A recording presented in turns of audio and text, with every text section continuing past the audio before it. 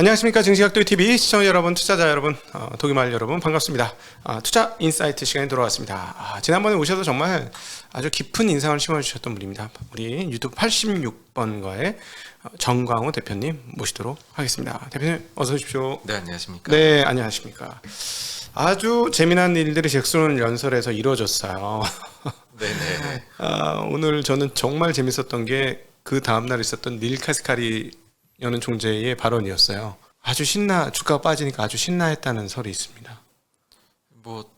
근데 본인들이 한 얘기니까 그렇게 예상한 범위이지 않을까요? 본인들 입장에서는. 네, 이 정도 시장에 빠진 거를 당연히 바랬다는 톤의 이야기였고, 니네 지난번에 왜 그렇게 올렸어 시장을?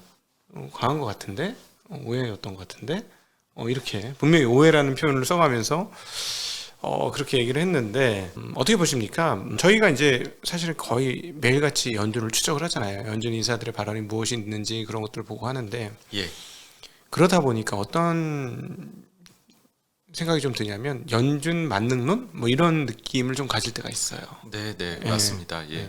그러니까 지금 너무 이제 연준에 대해 가지고서 집중을 많이 하시는 것 같아요. 그러니까 주식을 아마 하시면서 이만큼 연준에 대해서 많이 공부를 대규모로 일반 대중까지 하는 경우가 네. 있을까라는 생각이 듭니다.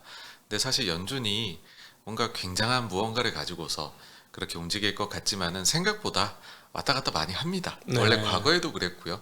이번에도 그런 좀 우왕좌왕하는 모습이 나오는 것이다. 그래서 좀 더 연준이 잘한다면 좋겠지만 지금으로 봐가지고서는 연준이 좀 실수를 많이 하는 것 같다. 그렇게 보고 있습니다. 네네.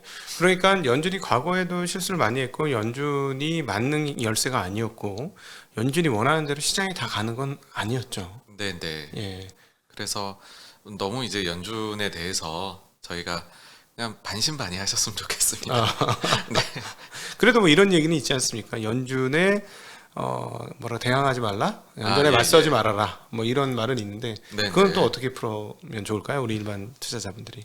그러니까 저는 그런 기준을 가지고 있어요. 연준에 대해 가지고서 연준이 지금 제대로 상황을 판단하고 있는가? 네. 그 다음에 연준이 쓸 수 있는 카드가 있느냐?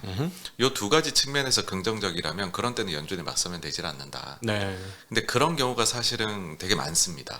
구간이 되게 길기 때문에 그래서 우리가 연준에 대해서 맞서지 말라고 하는데 때때로 연준이 과도한 자신감을 보일 때가 있습니다. 이때는 네. 현실을 제대로 파악을 못하는 것이겠죠.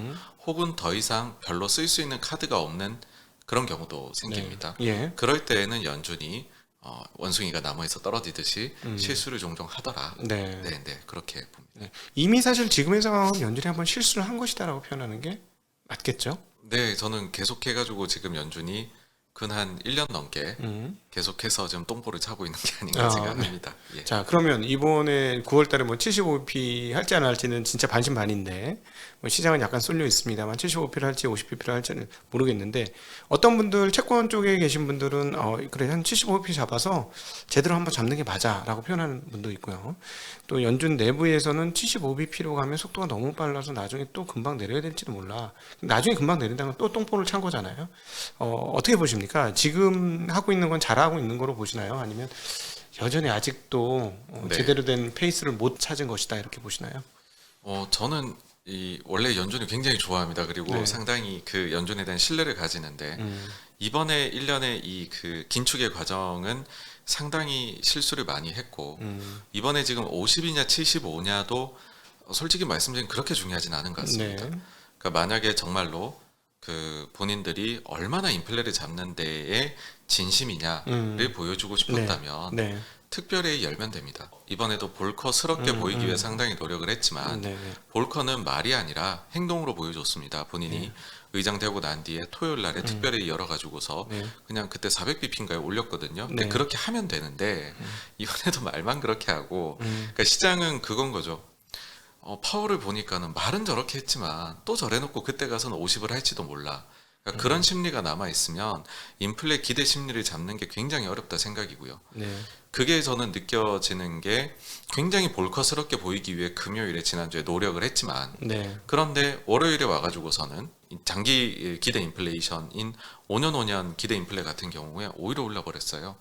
그러니까 잭슨홀을 하기 전보다도 더 올라버렸거든요. 네. 그거는 못 믿겠다는 거예요 지금 이게. 네, 시장이. 네. 예, 그러니까 네. 이런 일이 왜 발생했느냐라고 하면 그 동안에 너무 실수를 많이 했다 최근에. 네. 이고 지금 이번에 저런 발언했으면 실수를 바로 잡는 것 아니냐라고 생각을 하실 수가 있는데 그게 아닙니다. 말로 할 게 아니라 지금부터는 무조건 행동입니다. 네. 그럼 행동을 해야 된다면 인플레를 잡는 정도 수준의 행동이라면 어느 정도 행동을 하는 게 맞다고 보시는 건가요?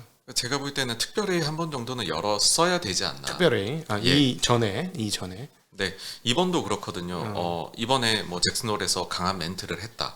인데 잭슨홀은 원래 정책을 결정한 자리가 아닙니다. 네. 그렇기 때문에 저렇게 원래 말만 하는 자리가 맞기는 해요. 예. 그런데 그 금기를 깼던 게 파월이거든요. 예. 2020년도 8월달 잭슨홀 그때 당시에는 특별 FOMC 회의가 열립니다. 예. 그러고서 평균 물가 목표제라는 AIT를 특별회의를 해가지고서 이거를 관철을 시켰거든요.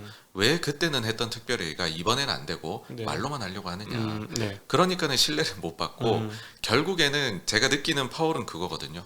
해줄 걸 다 해줄 것 같다. 네. 해준다는 것은 QT도 강하게 해야 되고 그 다음에 금리도 엄청나게 올려나갈 거라는 거죠. 네. 해줄 건 다 해주고 인플레는 제대로 못 잡는 실수하는 과정으로 계속 들어가고 있다. 그렇게 보입니다. 그러니까 그렇게 된 것은 사실은 그동안에 지난번 1기 임기 때하고 그리고 이번에 코로나 때를 보면 비둘기일 때는 정말 왕비둘기처럼 행동을 했었는데 도무지 그 왕비둘기의 근본적 본성 같은 느낌이 매파로 말만 하는 것뿐이지 저기 탈만 잠깐 쓴 거지. 어떤 사람도 당신은 매야라고 인정을 안 하는 그런 분위기라고 보는 게 맞겠죠. 네, 그리고 조금 이제 역사를 말씀드리면 파월이 원래 뭐 모르겠습니다. 이게 뭐 그냥 유튜브 하는 사람 그 연준 의장하고는 레벨 차이가 엄청 나지만 네. 제가 봤었을 때는 파월 의장은 실수를 굉장히 많이 해와요. 네. 그러니까 기본적으로 실력에 대한 의문이 있다라는 건데 처음에 2018년도에 의장이 돼가지고 행동을 할 때에도 그때 당시에 보시면은 금리를 더 올리면 안 될 것 같은데 실수해서 18년도 말에 아래. 주가 많이 빠지거든요. 올리고 나서 바로 또 보험적 금리 인하를 할 수밖에 없는 상황에 네, 봉착했죠. 네. 그래서 실수를 그때 한번 세게 했었고 예. 사실 또 그때만 해도 뭐 그보다 더 신뢰가 낮은 인물이긴 하지만 도널드 트럼프는 계속해서 금리 올리면 안 된다고 얘기를 했거든요. 네. 근데 그때는 트럼프한테 반기를 들었어요. 음. 근데 사실 지금은 봤었을 때는 완전히 민주당 쪽에 편을 들면서 가고 있거든요. 네. 그래서 왜 그때는 정치권에 대해서 강단해 보였었던 사람이 지금은 보일 수가 없느냐라는 네. 생각 들고요. 그리고 의장이 되기 전입니다. 되기 전에 2013, 14 이렇게 해서 쭉 테이퍼링을 처음에 네. 요번 말고요. 테이퍼링 금융위기 이후 테이퍼링 해올 때도 그 당시 의장이었던 벤 버냉키의 회고록을 보게 되면 버냉키 의장이나 옐런 부의장 같은 경우에는 좀 비둘기적으로 요걸 좀 늦추자하는 생각을 가졌지만은 파월이나 이런 새로 들어온 멤버들의 경우에는 매파적인 성향을 보였다고 얘기를 하거든요. 네. 그거를 이제 설득시키기 위해 노력했다 이런 부분이 나옵니다. 그러니까는 이분에 대해 가지고서는 왔다 갔다 합니다. 네. 원래도 경제학 전공이신 분이 아니고 변호사 출신이죠. 변호사 출신이시고요. 네. 그래서 왔다 갔다를 많이 한다. 그러니까 근본적으로 의장에 대한 신뢰 자체는 시장이 생각보다는 연준에 봐온 사람들이라면 꽤 낮을 거라고 저는 봅니다. 네. 지금 말씀하신 거에서 지금 앞으로 연준과 정책 금리 간에 그리고 인플레 간에 가장 큰 위기는 파월 의장을 중심으로 한 지금 FOMC 인사들이 하는 발언들이 잘 먹혀들지 않아서 기대 인플레이션이 잘 못 꺾이는 게 가장 큰 문제다 이렇게 지적을 하신 것 같아요. 네, 맞습니다. 네. 그렇게 돼버리면 우리가 연준이라는 거를 지금 만약에 신뢰를 할 수 없어진다. 사람들이 그 말을 좀 안 듣게 된다라고 해버리면 기준이 사라지게 되니까 네. 시장이 제일 싫어하는 건 불확실성이거든요. 네. 그 불확실성을 연준이 만들어내고 있다 그렇게 봅니다. 오히려 만약에 그렇게 되면 결국 시장은 이거 인플레이션 계속 날 거고 저 사람들은 뭐 매파라고 아무리 외쳐봐야 매파 아닌 거고 그러면 주식시장이나 자본시장은 채권은 강세로 가면서 금리가 내리고 주식은 그냥 오르고 잭슨홀 연설 일주일 전에 있었던 그런 흐름이 언제든지 제기될 가능성은 있지 않을까요? 맞습니다. 그것도 충분히 가능합니다. 네. 그러니까는 지난 7월 FOMC 때 보면은 연준은 완전히 비둘기 피봇하는 것처럼 네. 파월 본인이 그렇게 이야기를 했거든요. 그렇게 이야기해서 랠리를 이끌어 놓고 이번에 또 말을 바꾸는. 그러니까는 이제 그렇게 되면은 말씀해주신 대로 저렇게 봤자 비둘기일 거야 하고 랠리를 좀 가다가도 불안해지는 거죠. 저 양반이 또 무슨 얘기할 줄 모르는데 네네. 와가지고서 또 잭슨홀처럼 찬물에 끼얹으면 어떻게 해? 그러니까는 랠리 자체가 굉장히 뭐 정말로 좀 건전하게 뭐 다지고 간다 이런 느낌보다도 내일은 어떻게 될지 모르는데 하는 생각을 가지고서 사람들이 투자를 하게 되는 거죠. 네네. 그러니까 그런 불확실성 요인들이 어쨌든 계속 지금 생겨나는 게 네. 뭐 신뢰의 문제이다. 예. 그렇게 봅니다. 지금 그러면은 그 어떤 분들은 기업의 실적이 아직도 살아 있고 현재 추세가 유지되면 그걸 반영시킬 수 있는 기업들은 일정 수준 조정을 받았으니까 다시 고고하는 게 맞다라고 보시는 분도 있고 또 어떤 분들은 우리가 생각하는 것보다 인플레이션이 훨씬 더 심하기 때문에 끌려가듯이 금리를 올리다가 금리가 너무 올라서 경기가 침체가 올 수밖에 없는 상황에 이를 것이다라고 보시는 분으로 이렇게 좀 패가 갈려요. 네. 미국 시장을 보시는 분들은. 네. 네, 어떻게 보시는지 궁금합니다. 제가 볼 때는 뭐 그렇게 해서 지금 증시가 오르냐 내리냐를 떠나서 실적만 놓고 봤었을 때는 저는 뭐 각종 좋지 않은 요인들이 실적의 절반 정도가 2분기 실적에 반영이 됐다고 보고요. 네. 3분기에는 이게 전부 반영되지 않을까. 그래서 2분기보다도 3분기가 실적이 더 안 좋을 것 같다. 예. 그리고 4분기까지도 그게 묻어 나올 것 같다.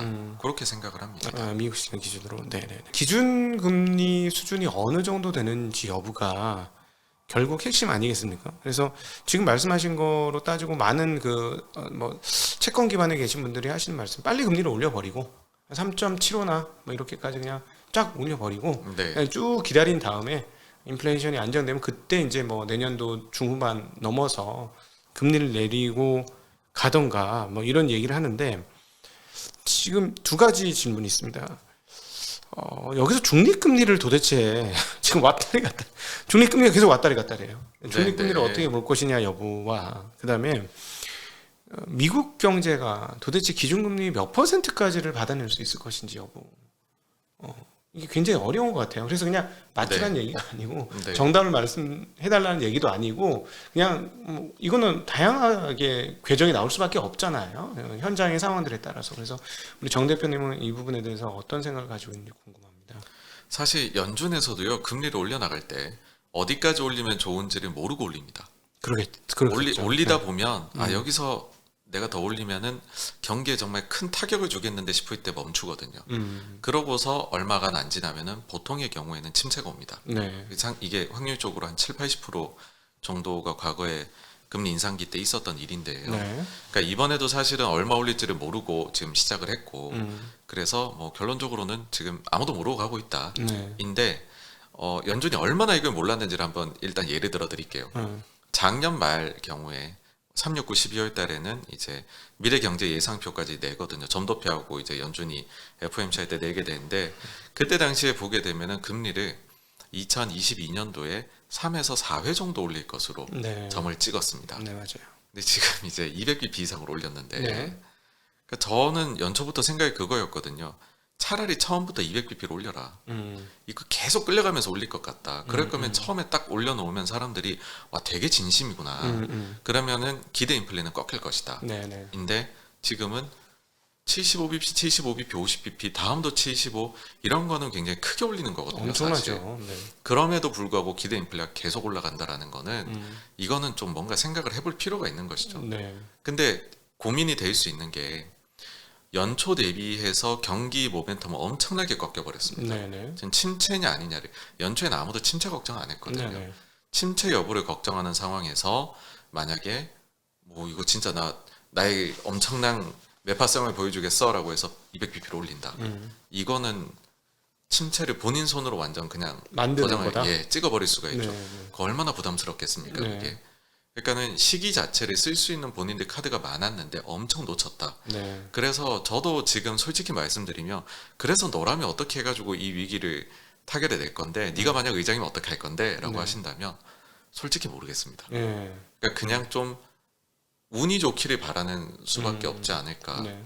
작년 12월인가 11월 달에 그런 얘기 했거든요. 그 더들리라고 전 뉴욕 연은 총재했던 분인데 희망은 전략이 아니다. 네. 연준이 지금 보니까는 어떻게 하면 잘 숫자들이 인플레하고 다 내려올 수 있겠지라는 희망을 가지고서 그냥 너무 비둘기적으로 정책을 결정하는 것 같은데 희망은 전략이 아니다라고 네네.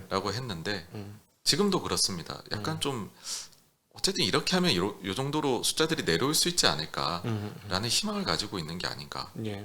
네. 네. 그래서 중립금리가 어떤 분은 3% 수준까지 얘기해요. 옛날엔 2%냐 2.5%냐 여기서 놀던 중립금리가 계속 올라오고 부분 있어요. 저는요. 나중에 또 침체 오면 네. 급격하게 떨어질 그렇죠. 거라고 생각하거든요. 상당히 그 심리적으로 영향을 많이 받는 것 같아요. 이 중립금리라는 게. 네, 네. 네. 그래서 저는 이제 인플레라든지 아니면 금리라든지 이런 거를 보실 때 제가 만약 저한테 뭐 하나만 딱 보라고 한다면은 지금 유가거든요. 네. 물가 요소에서 에너지가 차지하는 비중이 10%가 안 됩니다. 그러니까 그 자체에선요. 근데 네. 이게 미치는 파급 효과가 크고 사람들이 또 원유 자체를 유가를 보고서 본인들의 물품의 가격을 결정하는 경향들도 있다라는 것이죠. 그렇죠. 그래서 유가가 만약에 여기에서 움직이게 된다. 그러면은 지금의 물가에도 영향을 주고 추가적으로는 기대 인플레이션에도 장기 기대 인플레이션도요. 여러분들 쭉 이렇게 그래프를 그려보시고 밑에 유가랑 같이 그려보시잖아요. 그러면은 5년 인플레라고 하는 거는 5년 뒤부터 그로부터 5년 뒤에 평균적으로 인플레가 얼마 올 건지를 기대 인플레를 산출해 내는 건데 그게 유가랑 비슷하게 움직입니다. 예. 그러니까 네. 그만큼 되게 타이트하게 연관이 되어 있다. 그래서 네. 그 부분이 오히려 더 연준이나 지금 이런 이코노미스트들의 말들보다도 신뢰성을 가질 거라고 봅니다. 네, 저도 거기에 전적으로 동감합니다. 이건 누가 예측할 수 있는 영역이 아니고 반응이 그렇게 올 거니까.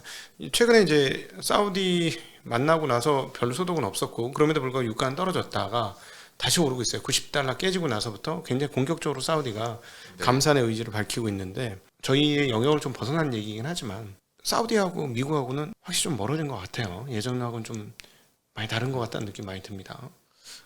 이제 저는 그런 생각을 합니다. 중동은 미국하고 그렇게 결을 같이 했던 적이 잘 없다라고 네. 생각하고요. 그러니까 중동에서 미국이 그만큼 전쟁을 많이 했었고 음. 한때는 이쪽에 편 들어줬다 한때는 저쪽에 편을 들어주는 행위를 했다라고 생각을 합니다. 그리고 중동에서도 그걸 유도한 걸 수도 있고 알고 있는 거일 수도 있고요. 그래서 서방 세계가 약점을 보일 때는 오히려 중동은 거기에다가 소금을 치는 역할들을 해왔다라는 거거든요. 70년대 1차 오일 쇼크하고 2차 오일 쇼크 보시면 유가가 너무 떨어져서 우리가 너무 먹고 살기 힘들어서 카르텔을 만들어서 감산하거나 수출을 금지할게요가 아닙니다. 그들은 유가가 이미 그 전에 대비해서 좀 올라와 있는 상황임에도 불구하고 특히 70년대 말에는 1차 오일 쇼크 이후에 몇 배나 뛴 유가 상황에서 조금밖에 안 떨어졌는데 우리는 또 2차 오일 쇼크 카르텔 가겠어라고 하는 네. 거거든요. 그래서 이번에도 명확하게 지금 서구가 약점이 잡혀버렸어요. 네. 인플레라는 약점, 전쟁을 하는데 러시아 거는 안 사주겠다라는 에너지 대전환을 하겠다는 어떻게 보면 큰 거를 너무 이제 명백하게 전략을 드러내놓고 있는데 그 상황에서 그럼 우리도 감산을 좀 해버리면 쟤네 타격이 있겠는데 네. 우리가 정치적으로 외교적으로 레버리지를 높일 수 있는 수단이 되겠어가 되어 있는 상황 같거든요. 예. 그래서 좀 해결이 쉽지 않지 않나 그렇게 보고 있습니다. 이란이 만약에 복귀한다면은 그럼에도 불구하고 여전히 상방에 대한 압력 유지할 수 있다. 오펙의 영향력이 그대로 유지될 수 있다. 이렇게. 최근에 그나마 사우디에서 감산 이야기를 했음에도 불구하고 유가가 이제 하루는 떨어졌다 하루는 올랐다 이렇게 했었거든요. 그 이유는 이란이 어쨌든 합의가 임박했다. 네. 최종 그거를 뭐 미국에 보냈다. 네. 뭐 이런 이야기가 나오면서였었습니다. 그렇죠. 여기엔 두 가지가 있는 게 하나는 이란 너무 믿지 말자는 겁니다. 이란이 그렇게 믿을 만한 나라였으면 진작에 했겠죠. 네. 그 다음에 두 번째는 이번에 그 최종으로 올라간 거에 대해서 얘기 나오는 걸 보면 시한이 정해져 있어요. 예. 그래서 그 안에 대해 가지고서 이란이 정말로 100%가는 그거에 따를 것이냐. 그러니까 항상 불확실성은 남아 있다. 예. 그 점을 좀 봐야 되지 않느냐. 네. 그러니까 외교적인 해법은 그만큼 어렵습니다. 내가 뽑아내야지 그게 안정적으로 진짜로 에너지난이 해결이 되는 것이죠.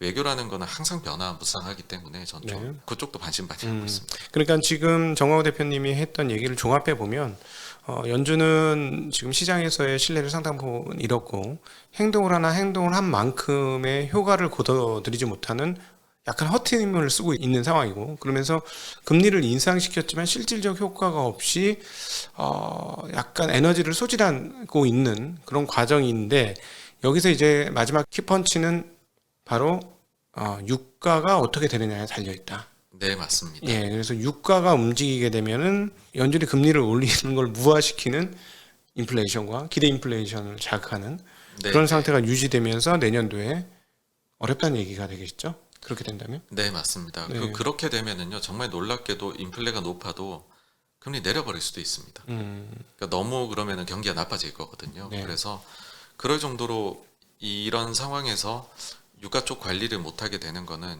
꽤나 리스키합니다. 근데 사실은 뭐 미국 입장에서 유가를 관리할 수 있는 방법은 자기네 거 열심히 캐가지고 보내는 수밖에 없는데, 지금 보낸다고 해서 유가를 흔들 만큼 정도 수준은 안 되는 거잖아요. 지금.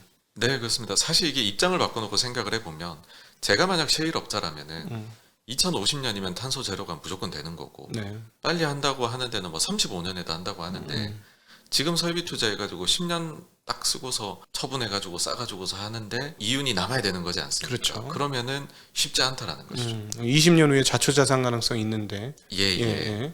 예. 심지어는 지금 드릴링하고 이런 모든 것에 대해서 철강 뭐 강제라든지 모든 것들이 코로나 이전에 비해서 다 많이 올라 있는 상황에서 네. 이게 과연 가능할 것이냐라고 하니 사실 뭐 많은 분들께서 바이든에 대해 가지고서 바이든이 쉐일을 막았다 개발을 이런 말씀들도 하시는데 일정 부분 초기엔 그런 건 있었지만 그 뒤에는 그렇진 않았거든요. 네. 근데 그럼에도 불구하고 쉐일 업체들은 지금 우리가 과연 이게 투자를 하는 게 맞느냐라는 근본적인 의구심이 있고 이거는 큰 틀에서의 시대 변화입니다. 네. 그래서 이거를 과연 어떻게 해결해 줄 수 있느냐라는 측면에서는 쉐일이 드라마틱하게 늘기도 어렵지 않나라고 생각을 합니다. 자, 그러면 앞으로는 시장의 가장 큰 변수로 유가를 감안해서 시장을 보는 게 맞고, 유가가 막 고공행진해서는 일단 초기에는 올해나 뭐 내년 초까지는 연준은 어쩔 수 없이 금리 인상하는 카드로 대응을 할 것이고, 유가가 계속 고공행진을 하면. 네네. 예, 그리고 내년 후부터는 유가가 떨어지지 않는 상황에서 인플레이션이 유지가 되면 이도 저도 못하는 상황들에 봉착할 수도 있다. 네네. 그 이제 뭐 최악의 시나리오로 간다면은 네, 최악의 시나리오. 네네네. 그럴 가능성도 있다라고 생각을 합니다. 근데 이제 그 많은 분들이 이제 그 실질 그 인플레이션 높다고 할 때도 지금 미국은 보니까 고기값이 거의 2배 올랐다는 거예요. 고기값이 2배 오르고 네. 뭐 휘발유 가격도 굉장히 뭐 3달러 하던 게 갤런당 5달러 하고 있고 막 이런 상황이라서, 그리고 뭐 맥도날드도 뭐 요즘 팁을 받는답니다. 맥도날드가 15% 팁을 받는데요. 네네. 그런 재미난 상황인데, 그럼에도 불구하고 올해 고공행진을 인플레이션을 했기 때문에 작년 연말부터 올해 연말부터는 확실하게 인플레이션은 전년 대비로는 상당히 떨어진다. 그렇기 때문에 괜찮다. 그렇게 인플레이션 고공 안 한다. 구조적으로 그렇게 될 수가 없다. 이렇게 얘기하시는 분이 상당히 많은데 네네. 이 부분에 대해서는 어떻게 생각하시나요? 사실 이게 기저가 높으면은 그 뒤엔 네. 떨어지는 게 정상입니다. 그러니까요. 계속해서 엄청나게 높은 인플레가 연속적으로 일어나진 않습니다. 그것도 사실이에요. 네. 그러니까 70년대, 80년대에도 인플레가 세 차례 높아지는 구간이 있거든요. 그러니까 그렇다라는 거는 올라갔다 내려갔다 올라갔다 내려갔다를 10여 년에 걸쳐 가지고서 했다라는 것인데, 그런데 이 부분을 엮어 가지고서 미국의 GDP에서 큰 거는 소비니까 네. 소비랑 엮어서 하나 말씀을 드리면 네. 사실 이게 내려갈 때가 더 무서운 때입니다. 그러니까 그게 무슨 말이냐면 최근에 증시가 한번 많이 빠졌었다가 그 뒤에 랠리를 펼쳤을 때 그때의 동인을 찾아보자면 첫 번째는 가솔린 가격이 그때부터 빠지기 시작을 했었고, 네. 두 번째는 미국 소매 판매가 잘 나왔었어요. 네. 가장 최근 때 말고 그 전 달게요. 그러고 연준이 비둘기 피봇을 해준 거를 바탕으로 해서 강하게 반등 랠리가 나왔던 거라고 생각을 네. 합니다. 근데 소매 판매가 그 다음에 나온 걸 보니까는 MOM으로 늘어나는 게 없어요. 네. 왜 없냐 보니까는 그때도 나올 때 어떤 논리들이 있었냐 하면은 그냥 단순히 인플레에 따른 명목의 증가밖에는 없는 것 같다. 실질적인 증가가 없는 것 같다. 네. 였는데 최근 월에 나온 CPI가 MOM으로 제로였지 않습니까? 0.0. 네. 네. 그러니까는 소매 판매도 제로가 나와버리거든요. 네. 그러면은 만약에 사람들이 정말로 원하는 대로 인플레가 조금 내려가는 그림이 어쨌든 전년 동기로 내려가고 그런 거 아니냐라고 하면 소매 판매도 숫자가 그렇게 내려가는 걸로 음. 나오게 될 것이다. 인플레와 더불어서 같이 내려간다. 예. 지금 그게 굉장히 엮여 있거든요. 음. 그렇게 되어 버리면은 우리는 이제 결국은 주식을 할 때 기업을 가지고 기업을 보고 주식을 하는데 네. 기업들이 그러면 성장이 안 나온다. 아니면 여기에서 비용 요인들은 반영이 뒤늦게 되기 시작해 가지고서 탑라인 그로스는 없는데 미들라인 바텀라인이 깨진다. 그러면 이게 제일 안 좋죠. 그러니까 오히려 차라리 인플레가 오고 있을 때에는 어쨌든 비용 반영은 재고들이 그 뒤에 것들이 계속 들어오거든요.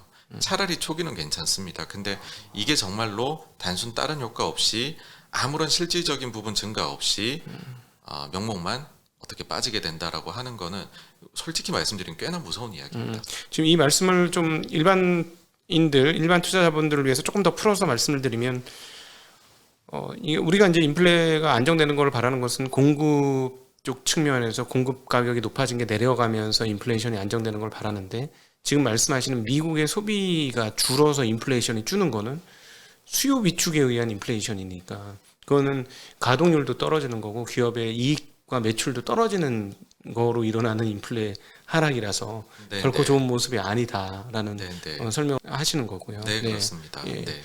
실제로 이제 반도체 쪽에서 얘기를 들어보니까 확실하게 수요가 많이 꺾였더라고요. 예, 현장에 계신 네, 분들한테 네. 얘기 들어보니까 네.